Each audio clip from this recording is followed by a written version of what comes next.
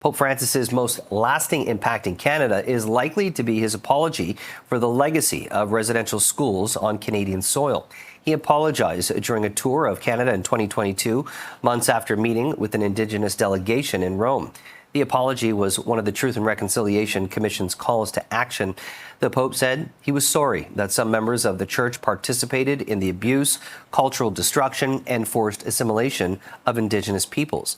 Well, many Indigenous people said the apology was necessary, but some say he didn't go far enough. Governor General Mary Simon issued a statement on the Pope's death that reads in part, Pope Francis was a beacon of hope and compassion, spreading messages of peace, love, and understanding throughout the world. His legacy of humility, social justice, and environmental stewardship has left an indelible mark on humanity. May his soul rest in peace, and may his teachings continue to inspire us to build a better world for all. Cindy Woodhouse, the chief of the Association of First Nations, posted this message. Pope Francis, he apologized to our people. There was strong resistance to an apology, but he did it anyways. I thank him for that and for his life's work here on earth. May he rest in peace. And for more on this, we're joined by Indigenous Governance Chair at TMU, Pam Palmater. Long time no speak, Pam. It's great to speak with you.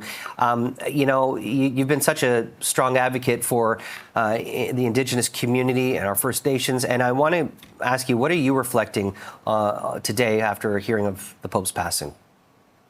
Well, I'm thinking about just how complicated of a day this is for Indigenous peoples, because some Indian residential school survivors said they really needed his visit to Canada and the apology for their own healing. And it was also part of what the Truth and Reconciliation Commission suggested should happen.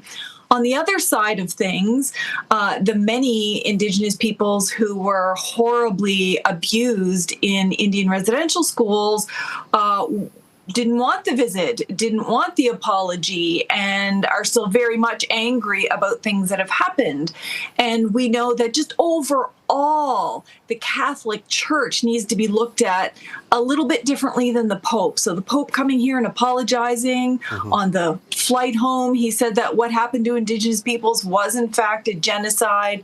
But then there's the whole Catholic Church and all of that unfinished business in terms of what they need to do to make things right for Indian residential schools. I think a lot of people watching can appreciate the mixed emotions from Indigenous communities, but especially given the amount of time and where people were asking for the church to acknowledge what happened, and it was decades.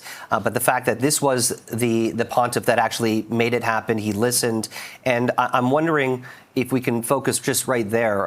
What did that mean to the people that really truly appreciated, hearing those words? Well, he did what some of the Indian residential school survivors wanted, and that is important, that he came here and he offered them the apology that they truly, honestly needed. If you look at a larger scale, he has advocated for the rights of Indigenous peoples.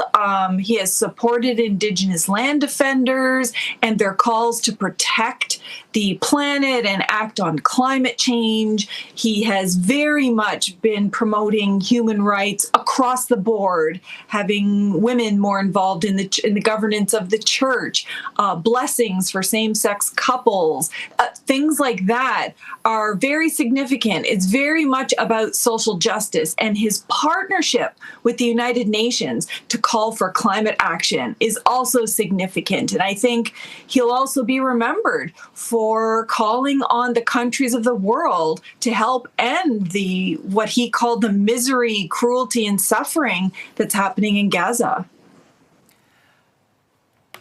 I was wondering if you can also talk about just, moving forward, some of the recommendations that were put forth in the Truth and Reconciliation. What more is there to be seen, moving forward? What else would the community want to see?